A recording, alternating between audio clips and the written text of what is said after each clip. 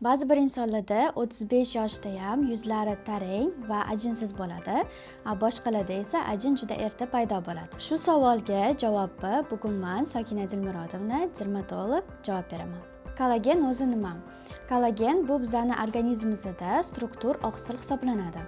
U bizning sochlarimizda, terimizda, qon tomir devorlarida va hattoki bo'g'im paylida ham bo'ladi. Kollagen organizmimizda sintez bo'lib paydo bo'ladi. Kollagen 25 dan keyin yiliga 1% ga sintezi kamayib boradi. 35 yoshga kelib bu jarayon juda tezlashib ketadi. Aynan shuning uchun bu yoshda terimizda ajinlar paydo bo'ladi, osilish paydo bo'ladi, bo'g'imlarimizda og'riq paydo bo'ladi. Kollagen sintezi kamayishi bu barchada fiziologik holat hisoblanadi. Kimdadir ertaroq, kimdadir kechroq. Bu ichki va tashqi omillarga bog'liq. Tashqi omil deganda kollagenni nimalar buzadi? Birinchi o'rinda bu ultrafiolet luchlar, ya'ni bizning quyosh nurlarimiz. Agar SPF surilmagan bo'lsa, u tanamizdagi kollagenni parchalab tashlaydi. Ikkinchisi bu terimizni noto'g'ri parvarish qilish. Noto'g'ri parvarish jarayonida terimiz qurib ketib, unda ajinlar paydo bo'lishi ham kuchayib ketadi. Ichki omillardan birinchisi albatta bu genetika. Bu qaysi yoshda kollagen necha foizga kamayishi hammada individual darajada bo'ladi.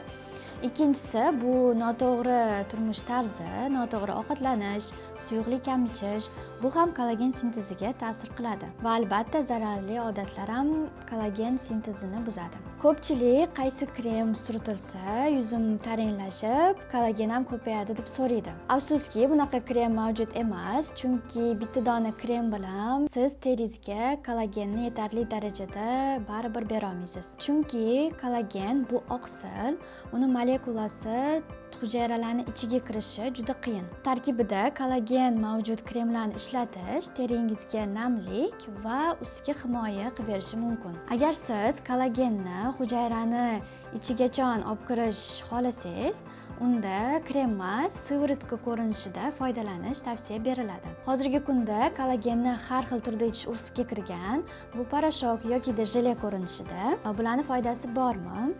Albatta bularning foydasi bor, ammo faqatgina buni ichish bilan siz organizmingizga kollagen yetkazib bera olmaysiz, chunki bu narsa tashqi va ichki omil odatlarga ham bog'liq. Agar siz ajinlarni kollagen yetishmovchiligini oldini olmoqchi bo'lsangiz, profilaktika tarzda kollagenni kuniga 5-10 gram ichish tavsiya qilinadi. Ko'pchilik o'ylaydi, kollagen qanchalik qimmat bo'lsa, uni ta'siri shunchalik kuchli bo'ladi deb.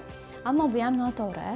Kollagenni narxiga emas, uni formasiga qarashinglarni vaqtli maslahat beraman. Uni sostaviga e'tibor bering. Sostavida gidrolizlangan kollagen bo'lsa, u albatta sizga yordam beradi. Aynan shu formada kollagen sizga yordam berish ehtimoli balandroq bo'ladi. 35 yoshdan keyin endi kollagen parchalanishini to'xtata olmayman, ajinlarni yo'qota olmayman deb qo'rqayotgan bo'lsangiz, xavotir olmang. Albatta buning yechimi bor. Birinchi o'rinda to'g'ri parvarish, to'g'ri ovqatlanish, yetarli miqdorda suyuqlik ichish bu jarayonni ancha uzaytirib beradi va sizni sog'lig'ingizni saqlab beradi. Kollagen parchalanishini oldini olish, ajinlarni oldini olish uchun to'g'ri parvarish deganda nimalar kiradi?